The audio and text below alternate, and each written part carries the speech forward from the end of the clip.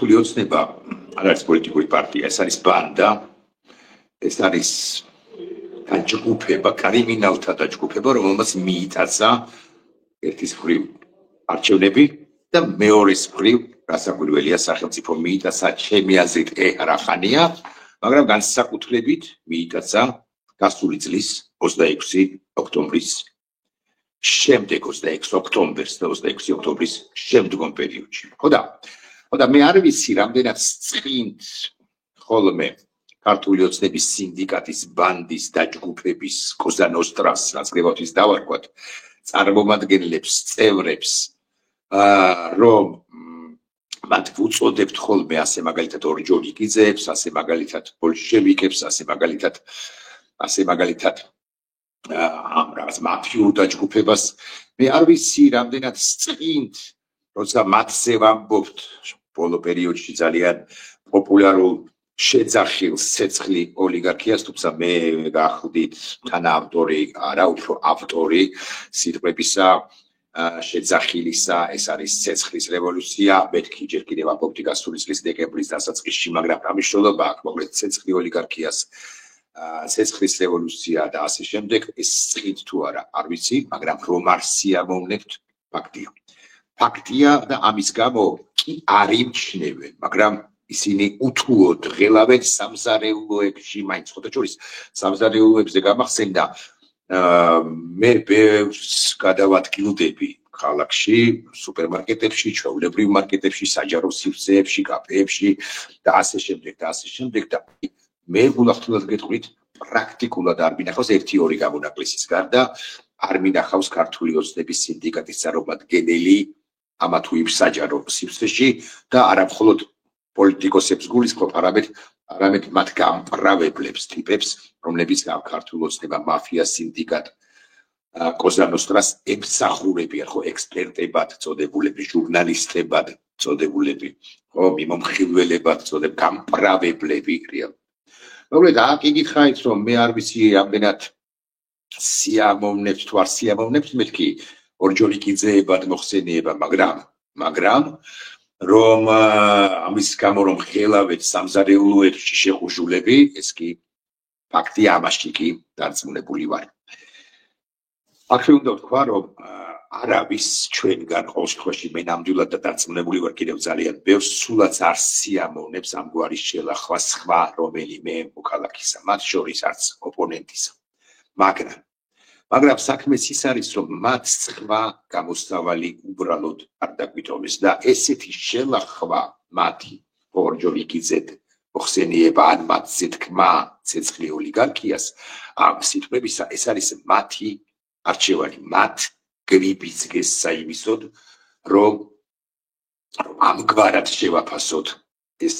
სინდიკატი, ეს ჯგუფი, ეს დაჯგუფება, ეს ბანდა და ინდივიდები, რომლებიც არიან ამ სინდიკატში, ხო, იმიტომ რომ სხვადასხვა არგუმენტით, სხვადასხვა სოფისტურ დემაგოგიური არგუმენტით, სხვადასხვა საბაბით, მიზეზით თუ ასე შემდეგ, მაგრამ უშველიებით, მაგრამ მათ რეალურად უღალატეს ფუნდამენტურ პრინციპებს, ეს ძალიან მნიშვნელოვანია. ფუნდამენტურ პრინციპებს ამ სახელმწიფოსი და ამ საზოგადოებისა. მე სხვადასხვა გულისხმობ არა მხოლოდ 26 ოქტომბრის არჩევნების გაყალბებას და არა მხოლოდ 28 ნოემბერს მომხდარს, მე გულისხმობ მათ შორის ხალათს მოქალაქისა, ხალათს ადამიანისა, ხო? აი, რაც მზია ამაღლობელის და დანარჩენი პოლიტპატიმრების ცხადია, მაგრამ პირველ ყოვლისა, რაც მზია ამაღლობელის თავს ხდება, ხო? ეს ხო ამათი გაკეთებულია და ეს არის ხალათი მოქალაქისა და ქართული საზოგადოება, რომელიც ვერასოდეს გახდება ბელარუსული ან ცენტრალური აზიის სახელმწიფო, რომელიმე სახელმწიფო საზოგადოების მსგავსი მოქალაქის გაწირვას ვერავის და არავის შეარჩენს და განსაკუთრებით არ შეარჩენს იმ ცინიზმს, რომელსაც გვახვედრებს ქართული ოცნების სინდიკატის დაჯგუფების ცალკეული რამდენიმე წარმომადგენელი, ასე მაგალითად კალაძე, რომელმაც თქვა, რომ მზია ამაღლობელმა არც მოინანია, ისი კიდევ ვინ არ მოინანია, უბიცო კახაკალაძე, მაგალითად არ მოინანია, რომ არ წაგიკითხავს და თქვენ სინდიკატში ცოტას თუ წაუკითხავს ვაჟა ფშაველას გმირმა ზვიადაურმა, რომელიც დაკლეს სასაფლაოზე, ძალიან იყოს თქვენი მკვდრისა და ამბობდა და არ მოინანია, მან არ თქვა, მან არ დახარა თავი, გული ვერ მოჰკლა, მტრის ხელმა გული გულად ვერ ჩემოდა. ხამე აქ ლიტერატურის გაკვეთილები თქვენთვის არ მაქვს და არც ვაპირებ ოდესმე მაინც, თუმცა რაღაცა გითხეთ მაინც თქვენს ბანდაში შერჩენილ რამდენიმე ლიტერატორს, რომლებიც ერთგვარად მაინც აღიხსნიან ფილოსოფიურად, კონცეპტუალურად რას შედის მზია ამაღლობელი და არა მხოლოდ მზია ამაღლობელი, მაგრამ პირველ ყოვლისა სწორედ მზია ამაღლობელი და აბიცი და ივანიშვილის ბანდა სწორედ თავდახრილი ქართული საზოგადოება უნდა და თავდახრილი ქართული საზოგადოება უბრალოდ არ იქნება ეს რომ იცოდეთ მაინც. აქედან გამომდინარე ეს ცეცხლი ოლიგარქიას არის აბსოლუტურად სწორი სლოგანი, აბსოლუტურად სწორი მოწოდება და რომ არ მეთქვა ეს ყველაფერი არ შეიძლებოდა. თუმცა ჩემი ვიდეო დღევანდელი ბლოგი არ ეხება მაინც და მაინც ეს ემოციურ შეძახილს. მინიმუმ ორ თემაზე უნდა ვილაპარაკო, შესაძლოა სამზეც. ეს არის პირველ ყოვლისა რა მოხდა ევროპის საბჭოში. მე მინდა გთხოვოთ უბრალოდ რომ განასხვავოთ და ევროპის საბჭო არ გეგონოთ ევროკავშირი. ევროპის საბჭო ის ორგანიზაცია, რომელშიც შორეულ 90-იან წლებში, 90-იანი წლების მიწურულს გამოვიდა ზურაბშვალია და თქვა ის ისტორიული სიტყვები, რომლებიც ყველას უკლებლი ყველას ქართული ოცნების გარდა სიამოვნებს კი არა მოსწონს და ეთანხმება ვარ ქართველი, მაშასა და მე ვარ ევროპელი. ზურაბშვალიამ თქვა ეს 99 წელს სწორედ ევროპის საბჭოში. სწორედ ამავე ევროპის საბჭოში გამოვიდა 2013 წელს ბიზნა ივანიშვილის როგორც მაშინდელი პრემიერ-მინისტრი. ჩემი ასეთ სრულიად სამარცხვინო სიტყვა თქვა მისმა წევრებმაც, მისმა მომხრეებმაც, მათ შორის თეა ცულუკიანმაც დახარეს თავი მაშინ, იმდენად შერცხვათ ბიზნა ივანიშვილის ეს აროგანტული ტონი და იმდენად შერცხვათ ბიზნა ივანიშვილის, რომელიც იქით ევროპელებს ეუბნებოდა, რომ ჩვენ გასწავლით იმ სიტყვაში უთხრა, რომ ჩვენ გასწავლით დემოკრატიას. მოკლედ ევროპის საბჭო, ევროსაბჭო განსხვავებული ორგანიზაცია, სხვა ორგანიზაცია და არ არის ევროკავშირი, თუმცა ცხადია ევროპული სტრუქტურა და ჩვენ ეხლა ხანია 99 წლიდან 2025 წელია ვართ ამ ორგანიზაციის წევრი და ეს ძალიან კარგია, იმიტომ რომ ამ ორგანიზაციის ეგიდით მოქმედი სხვა სამართლებრივი ორგანიზაციები ჩვენი და ეს ორგანიზაცია ჩვენი საპორტე, ჩვენი მხარდამჭერები არიან. ამაში რომ ვართ გაწევრიანებულები და ეს ტრიბუნა რო გვაქვს ეს ძალიან მნიშვნელოვანია, მათ შორის იმიტომ არის ეს მნიშვნელოვანი, ეს ტრიბუნა მნიშვნელოვანი, რომ ჩვენ ევროპის საბჭოში ვაფიქსირებდეთ უნდა ძალიან მნიშვნელოვან ჩვენთვის სასარგებლო და რუსეთისთვის საზიანო პოზიციებს. მოკლედ ამ ევროპის საბჭომ ჩვენი მასთან ურთიერთობის 26 წლის თავზე შეიმუშავა 7 რეკომენდაცია. და 7 რეკომენდაციიდან ერთმანეთზე მნიშვნელოვანი რეკომენდაციებია, მაგრამ 7-ვე უმნიშვნელოვანესი და ერთმანეთზე უფრო წინ, ხო, მე-6 პირველზე მნიშვნელოვანია და მე-4 პირობითად მე-7-ზე და ერთმანეთზე წინ შესასრულებლები. პირველი წერია, რომ საქართველოს ხელისუფლებამ უნდა ხელისუფლება წოდებულმა ბანდამ უნდა მიიღოს გადაწყვეტილება და ჩანიშნოს არჩევნები. დანარჩენი 6 ცულუკიანს და მის ბანდას სინდიკატს, რომელსაც წარმოადგენს თეა ცულუკიანი არც წაუკითხავს, მათ თქვეს რომ არ დანიშნავენ 2028 წლამდე არჩევნებს, იმიტომ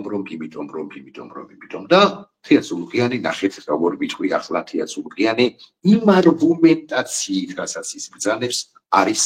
გაგიკვირდებათ და წყალებში რა თქმა უნდა მართალი. დიახ, დღეს რომ გავხსნათ ჩვენ საარჩევნო ის ხუთები, რომლებიც კალანდარიშვილის უცხებაში იყო მოხვედრილი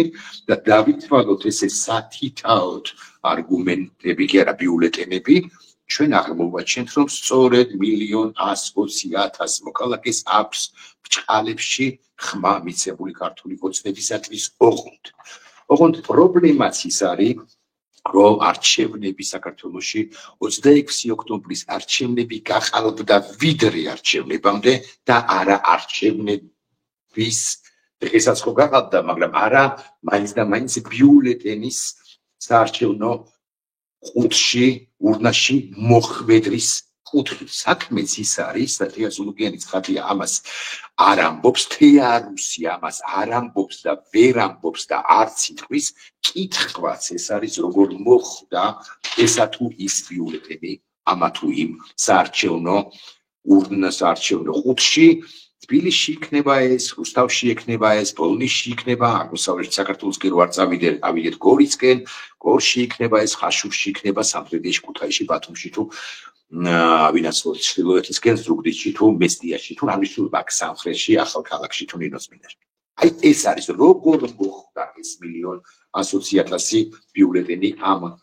საარჩევნო ყუთებში და მე გეთხრით როგორც მოხდა რასაც ბუნებრივია თეარუსი არ იტყვის იმიტომ რომ მას ესე მათემატიკურად გონია რომ 1,100,000 მომრჩეველმა მისცა ხმა და დეცოლავი დამთავრდა ხო რეალურად ვიმეორებ დღეს თუ გადაითვალო ისე 1,100,000 იქნება მაგრამ რეალურად მე გეთქვით როგორ მოხდა ეს საარჩევნო ბიულეტენები კი არა საარჩევნო ბიულეტენები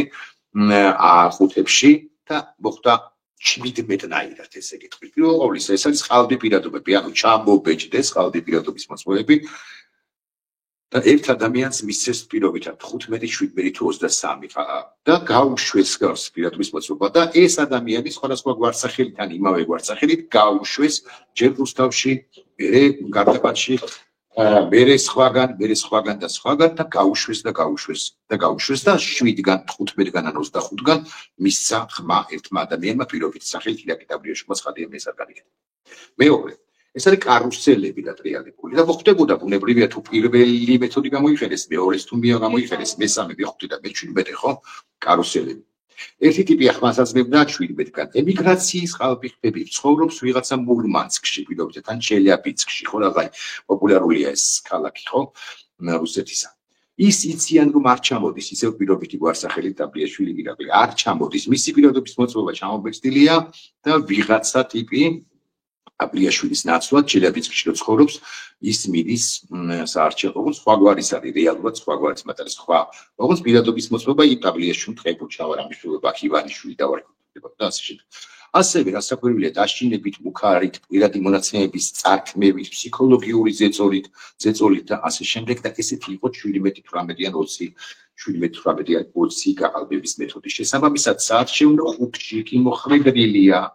1,100,000 ხმა, რასაც ამბობს თეარუსი, მაგრამ იმას კი არ ამბობს და ვერ იტყვის, რომ არჩევნები გაყალბდა არჩევნებამდე, ანუ არ იტყვის და ვერ იტყვის, რომ არჩევნები გაყალბდა, ვიდრე არჩევნებამდე. ესეც რომ არა, გავანებოთ თავი ახლა ამ მნიშვნელოვან პოინტს, ხო, ამ მნიშვნელოვან ამბავს, სულ რომ თეარუსი იყოს მართალი და არჩევნები არ იყოს გაყალბებული, რაც ცხადია, ტყუილი არჩევნები გაყალბებულია და ამის გამო უნდა დაინიშნოს არჩევნები პირველ ყოვლისა, მაგრამ ერთი წამით დაუშვათ, რომ თეარუსი არის მართალი. ქართული ოცნების პირობითად 347,000 სამომრჩეველს გონია, რომ თეარუსია ბიზინარუსი მართალია. ახლა ვილაპარაკოთ, რატომ უნდა დაინიშნოს არჩევნები მეორე არგუმენტი რა არის. 28 ნოემბერს, ანუ არჩევნებიდან ერთი თვისა და 2 დღის თავზე თეარუსის უფროსმა ფორმალური თვალსაჩინო ირაკლი კობახიძემ გააკეთა ამგვარი განცხადება, რომ საქართველოს აჩერებს ევროკავშირთან ინტეგრაციას. ეს არის კონსტიტუციის დარღვევა, იმიტომ რომ ჩვენ კონსტიტუციაში, რომლის ავტორიც ბოლო რედაქციის არის სწორედ ირაკლი კობახიძე, ჩვენ გვიწერია ევროკავშირთან და ნატოსთან ურთიერთობის აუცილებლობა, გარდაუვალობა და კურსი. აი ირაკლი კობახიძე თქვა, რომ ჩვენ ვაჩერებთო. ეს კონსტიტუციის დარღვევა არის რა, საქართველოს დე ფაქტო ბანდა ხელისუფლება ჯგუფი სინდიკატი კოზანოსტრა რაც ხდებოდის და მოკლედ ორჯონიკიძეების ეს სასტავი უკაცრავად რუსულისთვის გავიდა კონსტიტუციური ჩარჩოებიდან. შესაბამისად, თუ კონსტიტუციური ჩარჩოებიდან გასულია ვინმე და მიტაცებულია ხელისუფლება, კონსტიტუციურ ჩარჩოებში ჩვენ ქვეყანა როგორღაც უნდა დავაბრუნოთ და როგორ უნდა დავაბრუნოთ, თუ არა არჩევნებით. მე არჩევნების მომხრე ვარ, თუმცა არჩევნებზე როგორც ასეთზეა 2 წუთში დაახლოებით კრიტიკულ რამესაც ვიტყვი, კრიტიკულ სიტყვებსაც ვიტყვი. კარგით. თქვათ ირაკლი კობახიძის არგუმენტაცია თუ თეატრულუკიანის თუ ბიზინა ივანიშვილს, ხო, ის არგუმენტაცია არის სწორი და არ გასულა, თქვათ კონსტიტუციური ჩარჩოებიდან არ დაუძლევთ ეს იყო შეჩერება და არა გაჩერება სისულელე, მაგრამ მაინც კრიზისი ხო არის ქვეყანაში. კრიზისი არის, ამას კი ვეღარ უარყოფს. ხა გამოდის ქუჩაში ყოველდღიურად 60 რაღაცე დღეა, გამოდის ყოველდღიურად მოქალაქეთა მნიშვნელოვანი ნაწილი. მნიშვნელოვანი არა, იმიტომ რომ უმრავლესობა გამოდის, თუნდაც უმცირესობა, მაგრამ კრიტიკული უმცირესობა გამოდის. რუსთაველი გადაკეტილია, ბათუმში ამბებია, ქუთაისში ამბებია და ასე შემდეგ და ასე შემდეგ. აი კრიზისის აღიარების გათვალისწინებით ხელისუფლება წოდებულმა ბანდამ უნდა აღიაროს ეს კრიზისი და კრიზისის განმუხტვისათვის უნდა დანიშნოს ახალი საპარლამენტო არჩევნები. არა ხელახალი შესაძლოა, მაგრამ რიგგარეშე საპარლამენტო არჩევნები. და თეა ცულუკიანი რომ ამბობს 2028 წლამდე ჩვენ ამას არ გავაკეთებთ, ეს კონსტიტუციის დარღვევა, სულ კანონის დარღვევა და ესეც არის არასამართლიანი და რუსული თამაში, იმიტომ რომ კრიზისი რო ჩხუბი რო არ იყოს ჩვენსა და თქვენს შორის, ვინც ახლა ქართული ოცნების მომხრეა მე მიხურებთ, იმისთვის უნდა მოხდეს ხელახალი ლეგიტიმაცია ვინც იქნება, მე არ ვიცი ვინ იქნება, თუმცა გასაკვირველი ამასთან დაკავშირებით მაქვს შეიმოსება და ახლა გადავდივარ იქნებ თავარზე ძალიან ერთ-ერთ მნიშვნელოვან ამბავზე, ხო?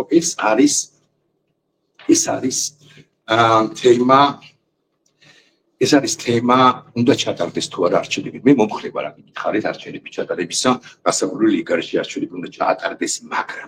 მაგრამ ამბავიც ის არის, რომ პოლიტიკური პარტიები, რომლებიც ოპოზიციაში არიან ამ ქართული ოცნება, რუსული ოცნება ხელისუფლებისა, რეალურად არ ვარგა ეს პოლიტიკური პარტიები. ხვალ ბიზნე ივანიშვილმა რომ მართლა ჩანიშნოს ეს არჩევნები მე რა შვებით. არა, უნდა ჩანიშნოს და ჯიუტი რომ არ იყოს და რუსული რო არ იყოს და რუსეთიდან ფსბ-სგან დაავალებებს რო არ იღებდეს, მარტო რომ იღებდეს გადაწყვეტილებას რომ ჩანიშნოს არჩევნები, ჩანიშნავდა კიდეც რომ პოლიტიკური ოპოზიცია მისი არ არის საუკეთესო ფორმაში კი არ ვარგა. ეხლა ეს ყინებათ ჩემს მეგობრებს, მაინც ესე ვიტყვიან ნაცნობებს, რომ მეტი რაღაცა უნდა ვქნათო ვიტყვიან ოპოზიციური პარტიების წარმომადგენლებს, თუნდაც იმ 4-იან სხვა მაგრამ არ ვარგა ეს პოლიტიკური პარტია და ეხლა ორ მაგალითს დავასახელებ ოდნავ მოგვიანებით, მაგრამ მანამდე დასტურად იმისა რომ არ ვარგა. მანამდე ვიტყვი ესეც ამას. ამიტომ ჩემი მოსაზრებით რაღაცა არ ვარგა და რისკი იმისა რომ კობახიძემ თუ ივანიშვილმა ცულუკიანმა თუ ხარებამ თუ მელაურმა თუ სხვა კიდევ ერთხელ გაგვიყალბოს არჩევნები არის ძალიან მაღალი, როცა ჩანიშნავს ამ არჩევნებს მაისში, ივნისში თუ ოქტომბერში. სისტემის ჩამონგრევაზე უნდა ვილაპარაკოთ, არა მარტო ცენტრალური საარჩევნო კომისიის ჩამონგრევაზე, როგორც ასეთზე, არამედ სისტემის ჩამონგრევაზე, აი ეს ყალბი პირადობის მოხდები, რომლებზეც ვილაპარაკე, სად არის ახლა? ჩვენ ხო არ ვიცით ახალი არჩევნების ჩანიშნვის შემთხვევაში როგორ გამოიყენებს კობახიძე და მისი ბანდა ახალი არჩევნების გათვალისწინებით იმ პირადობებს. ამიტომ სისტემა უნდა დაინგრეს და მე პერსონალურად მაქსიმალისტი კაცი, იმის მაქსიმალისტი მომხილველი თუ კაცი თუ მოქალაქე, ხომ მე პირადად იმის მომხრე ვარ, რომ ცენტრალურ საარჩევნო კომისიაში ახალში რასაკვირველია, საარჩევნო რეგისტრაციაც კი არ უნდა გაიაროს ქართულმა დეფიზი რუსულმა ოცნებამ, მაგრამ რამდენადაც სწორედ რუსული ან რუსული ინტერესებს ემსახურება. ამიტომ არჩევნები კარგია, ახლა მისი მოთხოვნა კარგია, მაგრამ პოლიტიკური პარტიები არ ვარგა და ამაზე ვიტყვი ორ სიტყვას ერთ წუთში, მაგრამ სისტემის ჩამონგრევის გარეშე ქართული ოცნების მიერ შექმნილ გაძლიერებულ გამსუხებული სისტემის ჩამონგრევის გარეშე ეს ახალი არჩევნებიც კი შეიძლება იყოს ჩვენთვის მეტად სასიანო და ივანიშვილი თავისი პროპაგანდის თავისი რუსულობით, თავისი ამგვარი ქმედებებით ჩქუა რომ ყოფდეს და ჯიუტიკაცი არ იყოს და ფსბ და რაღაც სისულელებს ვარ გახდა და დამოუკიდებლად რომ მოქმედებდეს, ვინიციც იქნება წასულიყო იდეც ამ ახალ არჩევნებზე კვლავ მეორე ჩქუა როგორ არ ხომ. ეხლა შეიძლება პოლიტიკურ პარტიებს, რომლებსაც ვაკრიტიკებ და ამ პროცესმა წარმოაჩინა რომ ჩვენი ოპოზიციური პარტიებიც არიან რეალურად დელეგიტიმურები ერთ ყოველდღიურში ისინი ვერ ახდენენ იმ ფეხის ხმას, გულის თქმას, რომელიც არის საზოგადოებაში და ამის ორი მაგალითია მიწყენს ნიკამელია, ან არ მიწყენს, არ ვიცი, ის დებატები, რომლებიც დებატებად წოდებული რაღაცა არასწორობა, რაც გაიმართა საზოგადოებრივ მაუწყებელზე, ერთის მხრივ აკითხეთ მარტო სურათი როგორია მარცხნივ ზის ნიკამელია და იქით ხუთეული ზის ჟურნალისტი მაგაზინსაცის ავანგარდობით ხო და დანარჩენი 4 პერსონა ამ რაღაც გირჩიდან თუ რაც ქვია იაგო ხვიჩია მეგრელიშვილის პარტია ოკირჩი ქვია ons სუბეშლება ხოლმე გირჩი ანუ სულა ჯაფარიც გირჩი არა აი მათი გირჩი მეორე გირჩია და სულათის ხოლსა ის ხო ძალიან ცუდი სანახავი იყო ეს ყველაფერი, მაგრამ ამას დავენებოთ თავი. იქ მელიამ ძალიან ბევრი შეცნობა დაუშვა. და ყველა ვამახვილებთ ყურადღებას, რომ მელია ესეთი არ უნდა ყოფილიყო, ისე უნდა ეთქვა, ესე არ უნდა წარემართა დებატები, იქ მელიამაც მოვახდინა თვითმსწრება, ნახე რაც უნდა ილაპარაკა, რაღაც არასწორი რაღაცები უთხრა ხვიჩია, თუ რა ვფიქრებ, ეს ვიცი. მაგრამ მე მაქვს ფუნდამენტური და მთავარი კითხვა, საერთოდ ტიპებთან, რომლებზეც ვიცით ჩვენ, ანუ მეგრელი შულს გულისხმობდა იმ ხვიჩიას. ვიცით, რომ ისინი არიან შეკრულები, ირიბად, ერთგვარად, სხვადასხვაგვარად შეკრულები, ქართული ოცნების გამოსახენებელი ძალა, მათ ეხარდნობა, ხო? საერთოდ დებატებზე რატომ მიდიხართ? ხელისუფლებაც არ არის, ხელისუფლებაც წოდებულიც არ არის. არის რეალურად რაღაცა, არის მეხუთე კოლონას შეგვიძლია არ ვიტყვი ხა ესპანეთის ისტორიას არ მოგიყვებით, ხო, არის რაღაცა კოლონა, არა, აი გავანებოთ მოკლედ, იგი ფიქრსაც არ ვიტყვით უკვე მოკლედ, რაღაცა ბანდა, რომელიც ირიბად ბანდა არა, ჯგუფია, რომელიც ბანდა მაინც ხელისუფლებაა, ჯგუფია, რომელიც ემსახურება ქართულ ოცნებას, ემსახურება, მე არ გეუბნებით, რომ მაინც და მაინც ფულს იღებს, არ ვიცი, ხო, დავამტკიცებ ამას და ეს ბრალცას ვერ დავდებ, მაგრამ მათი ამგვარი პოლიტიკა სრულიად მიუღებელი რიტორიკა, მოსაზრებები და პოზიციები აპრავებს ქართულ ოცნებას და რატომ მიდიხარ? ნიკამელია ერთია, მეორეა მამუკა ხაზარაძე, რომელიც არ შეიძლება რომ არ თქვა. მამუკა ხაზარაძემ რაც თქვა ინგა გრიგოლიანსთან არის ჩემი მოსაზრებით ყველაზე რბილად შეუპასე, არასწორი. მე კი უკვე განმარტებით განცხადებაში Facebook-ის საშუალებით მან განმარტა და ეს უკანასკნელი სწორია, მაგრამ პრობლემა არის სწორედ პირველ სიტყვაში, ესე ვკითხო. რას ნიშნავს მე ვიყავი დააკავებული ადვოკატირებით იმ ბიზნესებისა განმარტებაში, კვლავ ვიმეორებ ლაპარაკია ბიზნესებზე და არა მაინც და მაინც პიროვნებებზე, მაგრამ იცით რომ ინსტიტუციონალიზირებული არ არის ჩვენთან ბიზნესი. რუხაძე არ არის კარგი კაცი, რუხაძე Liberty Bank-ს არ დატოვებს, რუხაძისათვის მოწოდება რომ დატოვე Liberty Bank-ი, იმისთვის რომ Liberty Bank-ი გადარჩეს, მის თანამშრომლები გადარჩენ, არის მგლის თავზე სახარების კითხვა. ეს ხაზარაძე ვინ რომელიც ფიქრობს ზრუნავს, რასაკვირველია ჭრებს იმას, რომ ბიზნესის დანგრევის შემთხვევაში საბანკო სექტორის პირველ ყოვლისა ხო დაერხება ყველას და ყველაფერს და ისედაც დაერხება და ასედაც. მაგრამ მოუწოდებს რუხაძეს რომ დატოვეო მეორე განცხადებაში. ესეც არასწორია ალბათ. რუხაძე სწორედაც რომ რუხაძე პირობითად და სხვაებიც იმაჭრებენ საკუთარი ეგრეთ წოდებული ბიზნესებით. არც ჰაიდელბერგს დატოვებს, არც რუსთავს დატოვებს, არც Liberty Bank-ს დატოვებს, არც იმედს და არაფერს არ დატოვებს. რუხაძე და კიდევ ეს ხლები, ეს პაპაშვილები და სხვები, იმიტომ რომ გადაიხოლებენ, იმიტომ რომ ესენი ფიქრობენ ესე ჩემს იქით. ხო ქვაზე ნუ დარჩენილა, ბიზინა ივანიშვილთანაც მუშაობს ბურჯში, ფილობიტად თუ ელიდე ბურჯში თუ ბურჯი ელიტაში თუ რაღაც ჯანდაბა ის კომპანიებში, ქართულში ხო ქართულს ფრთებქვეშ არსებულ კომპანიებში რაღაცა 799 ადამიანი და მათზე ზრუნავთ, როდესაც ესეთი ეგზისტენციური საკითხები აქვე წინაშე ძალიან დიდი ბოდიში Liberty Bank-ის, ან ქართულ ბანკის, ან რაღაცა პაპაშვილისობელი ორგანიზაციის ყველა თანამშრომელთან ხო სამშენებლოებთან, ილია ცულაიას რაღაც მშენებლებთან, როდესაც თქვენი ხელმძღვანელი მფლობელის აქციო წილის უმრავლესობის მფლობელის აქციო პაკეტის მფლობელი ესეთ რუსულ თამაშს თამაშობს და მასაც ეხებოდა ბიზინა ივანიშვილი და არიან მინი ოლიგარქები ეს წარმომადგენლები, ბიზნეს მასშტაბის რო არიან დანგრეულა ეს ბიზნესი ბოდიშს ვიხდი გასაკვირველია თანამშრომლებთან. იმიტომ რომ ეგენი ანგრევენ, რეალურად ეგენი ანგრევენ. ისევე როგორც თავის პოზიტივი არცხვენს ქართულ ჟურნალისტიკას, თუ ამას ჟურნალისტიკა ქვია, რაც საკეთებს პოზიტივი საერთოდ, ხო მისი ყველა.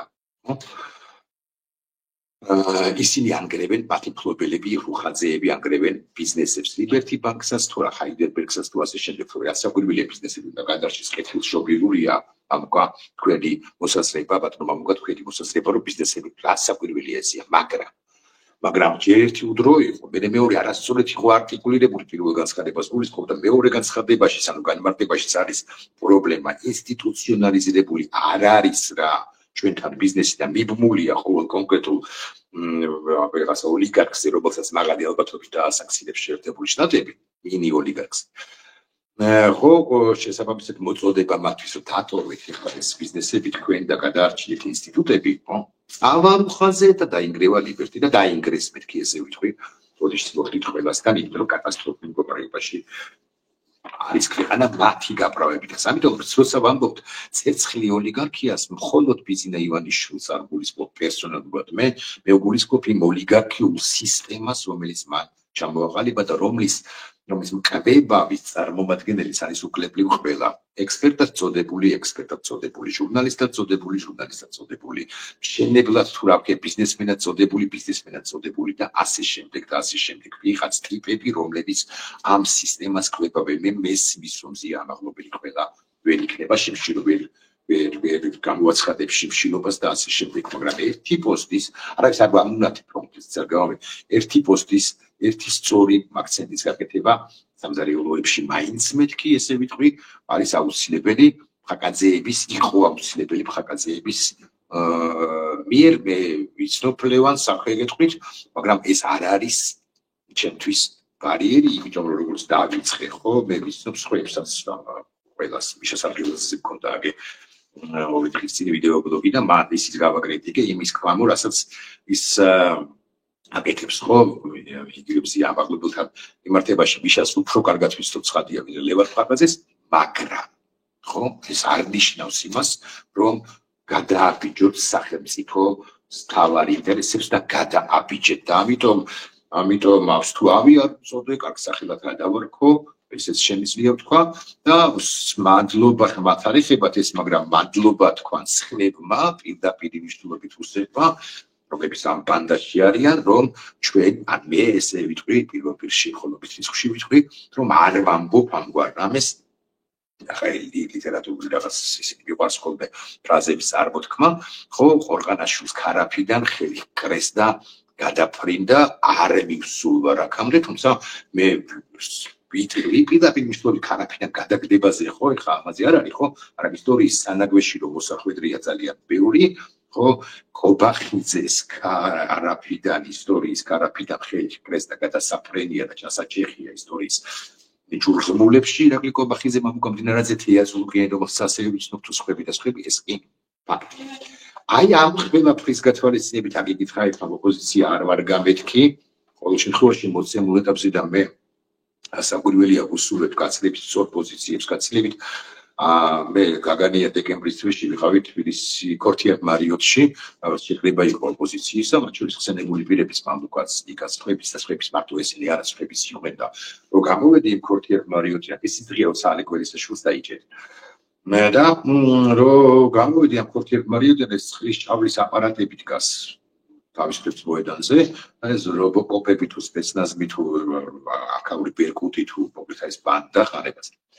და ბანდას როცა ვამბობ, ბანდა ინსტიტუციურად ბანდა, თორემ 7 კაცი შეიძლება იქაც აღმოაჩინო ნორმალურად მოასწრონ, რომელსაც უბრალოდ ამას ავალებენ და ამას რო ასრულებს უკვე ბანდის წევრი. მოკლედ განან ესენი და მე რავსვი საკუთარ თავად დავუსვი კითხვა, რომ ესენი ლაპარაკობენ ეს ქორთიარ მარიოტში ჩვენი პოლიტიკოსები. გამოვიდნენ და დადგნენ, თუ ხდება რიგით დემონსტრანტს 17 წლის, 25 წლის, 28 წლის ახალგაზრდას ეს ხელკეთი იქნება თუ შეათრევენ, ხო? დადგეს რომელიმე მათგანი ნებისმიერი ავტიბოთ დავიწყებ ხო სახელებით და გვარებით ამდგარიყო ხო და ეთქვა რომ იცი და მეც აქ ვარ აბა მე მახლი ხელი როცა ვარ ამიშლობა აქ ბადრი ჯაფარიძე ბატონ ბადრი ჯაფარიძეს კი არ ვაკრიტიკებ ბადრი ჯაფარიძე მაგალითისთვის როგორც ყველაზე მაღალი ესე ვიტყვი თორე ყველაზე უფრო წონიანიც პირდაპირ წონას გულისხმობ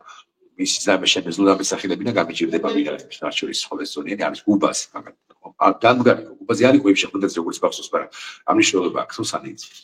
ხო ანუ ყველა დამდგარი ხო იქ რობოკოპების წინ და ესეც მაგრამ არ დადგეს არ გააკეთეს ეხლა ბოლო პასაჟები ამასთან დაკავშირებით გათვალისწინებით იმისა რომ ეს არის ბანდა გათვალისწინებით რომ თეაზულუკიანი არის ამ ბანდის წარმომადგენელი